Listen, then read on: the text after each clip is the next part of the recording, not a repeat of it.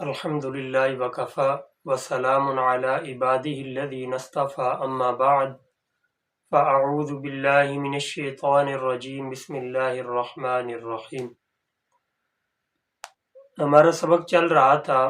نماز کے حوالے سے، تو آج ہم آقا علیہ الصلاۃ والسلام اور آپ کے جانثار صحابہ کرام رضوان اللہ تعالی علیہم اجمعین کی نمازوں کے حالات پڑھیں گے کہ آپ کی نمازوں کی کیا کیفیات کیا ہوتی تھیں، کیا منظر ہوتا تھا، کیا حالات ہوتے تھے۔ تو حضرت عوف رضی اللہ تعالیٰ عنہ فرماتے ہیں کہ ایک مرتبہ میں نبی علیہ الصلوۃ والسلام کے ساتھ ہم رکاب تھا، سفر میں تھا۔ فرماتے ہیں کہ آقا علیہ الصلوۃ والسلام ایک جگہ جب ہم رکے تو آپ نے مسواک فرمائی، اس کے بعد وضو کیا اور وضو فرمانے کے بعد نماز کی نیت باندھ لی۔ حضرت عوف رضی اللہ تعالیٰ عنہ فرماتے ہیں کہ میں نے بھی نبی علیہ الصلوۃ والسلام کی ابتدا میں نیت باندھ لی کہ چلیں میں بھی نماز پڑھ لیتا ہوں۔ فرماتے ہیں کہ حضور علیہ الصلوۃ والسلام نے سورہ بقرہ شروع کی، اور کیفیات کیا تھی پڑھنے کی کہ فرماتے ہیں کہ جب کوئی رحمت کی آیت آتی تو آقا علیہ الصلوۃ والسلام اللہ تعالی سے دعا مانگتے، اور جب کوئی دوزخ کی جہنم کی کوئی وعید آتی تو نبی علیہ الصلوۃ والسلام کافی دیر تک روتے رہتے اور اس سے پناہ مانگتے۔ فرماتے ہیں کہ یہی کیفیت طاری تھی کہ جاری رہی، اور نبی علیہ الصلوۃ والسلام نے سورہ بقرہ مکمل فرما دی ایک رکعت میں، اور فرماتے ہیں رکوع کیا، اور فرماتے ہیں کہ جتنی دیر سورہ بقرہ پڑھنے پر لگائی تھی اتنی ہی دیر آقا علیہ الصلوۃ والسلام رکوع میں رہے۔ اللہ اکبر کبیرہ۔ ایک تو سورہ بقرہ، اور دوسرے نمبر پر پھر تلاوت اللہ کے محبوب علیہ الصلوۃ والسلام کی ہو، اور تیسرے نمبر پر کہ رحمت کی آیات پر بھی دعا اور جہنم کی آیات پر بھی پناہ۔ اتنی لمبی کتنا ٹائم لگا ہوگا، اور اتنا ٹائم حضرت عوف رضی اللہ تعالیٰ عنہ فرماتے ہیں کہ نبی علیہ الصلوۃ والسلام نے پھر رکوع میں گزارا۔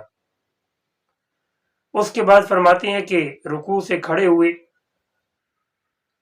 اور پھر اتنا ہی لمبا سجدہ ادا کیا، اتنا ہی لمبا سجدہ ادا کیا جتنا سورہ بقرہ پڑھنے میں وقت لگتا ہے۔ فرماتے ہیں کہ پھر اسی طرح دوسری رکعت میں سورہ آل عمران شروع کی، اور اسی طرح ایک رکعت میں سورت پڑھتی، اسی طرح 4 رکعتوں میں 6.25 پارے مکمل ہو گئے آقا علیہ الصلوۃ والسلام کی۔ حضرت عوف رضی اللہ تعالیٰ عنہ فرماتے ہیں کہ 4 رکعتوں میں اللہ کے محبوب علیہ الصلوۃ والسلام نے 6 پارے مکمل فرما دیے۔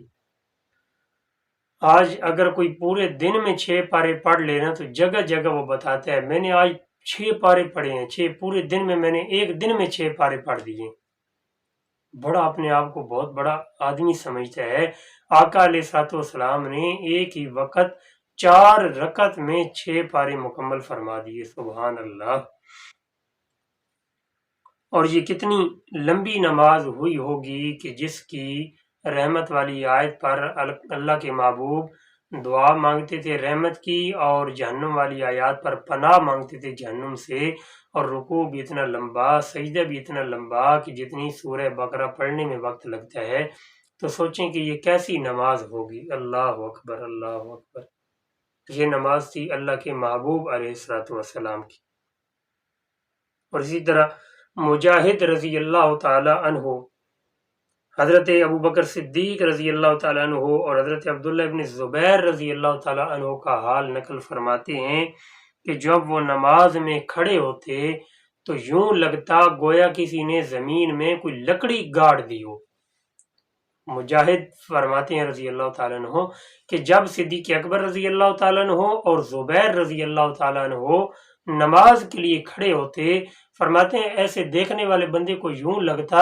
کہ یہ انسان نہیں، جیسے کسی نے کوئی لکڑی گاڑ دی ہو زمین میں، اس طرح خشوع و خضوع کے ساتھ کھڑے ہوتے۔ انہیں کوئی دائیں بائیں کا پتہ نہ ہوتا کہ دائیں کیا ہو رہا ہے بائیں کیا ہو رہا ہے، انہیں بس اپنی نماز سے مطلب ہوتا، اپنی نماز وہ اس طرح ادا کر رہے ہوتی۔ اور علماء نے لکھا ہے کہ حضرت ابن زبیر رضی اللہ تعالیٰ عنہ نے ابو بکر صدیق رضی اللہ تعالیٰ عنہ سے نماز سیکھی تھی، اور انہوں نے حضور علیہ الصلاۃ والسلام سے نماز سیکھی تھی، یعنی جس طرح حضور علیہ الصلاۃ والسلام نماز پڑھتے تھے اسی طرح ابو بکر صدیق رضی اللہ تعالیٰ عنہ پڑھتے تھے، اور اسی طرح عبداللہ ابن زبیر رضی اللہ تعالیٰ عنہ نماز پڑھا کرتے تھے۔ اور کچھ روایات میں آتا ہے کہ عبداللہ ابن زبیر رضی اللہ تعالیٰ عنہ جب سجدہ کرتے، اللہ اکبر کبیرہ، تو اس قدر لمبا اور بے حرکت ہوتا سجدہ کہ چڑیاں آ کر کمر پر بیٹھ جاتی تھیں۔ اب دیکھیں نا، چڑی یا کوئی پرندے وہیں پر بیٹھتے ہیں کسی بے جان چیز پر، جاندار پر نہیں بیٹھتی، تو گویا ان کا سجدہ یوں ہوتا تھا کہ وہ سانس بھی مشکل سے نکالتے تھے، اتنا کوئی ادھر ادھر نہیں۔ اور آج ہم کیا کرتے ہیں، ادھر سے کنکر اٹھا رہے ہیں، ادھر سے قمیض سیدھی کر رہے ہیں، شلوار سیدھی کر رہے ہیں۔ ان حضرات کی نماز کا یہ عالم تھا۔ اور یہاں ایک میں وقت کیونکہ ہمارا تھوڑا ہوتا ہے تو ایک بات ایڈ کر کے یہاں ختم کرتے ہیں کہ ایک مرتبہ، یہ کوئی ویسے ہے حکایت لکھی ہے کہ ایک مرتبہ ایک بندہ نماز پڑھ رہا تھا، تو یہ جو مجنو مشہور ہے نا، لیلا اور مجنو، تو مجنو اس بندے کے آگے سے گزرا،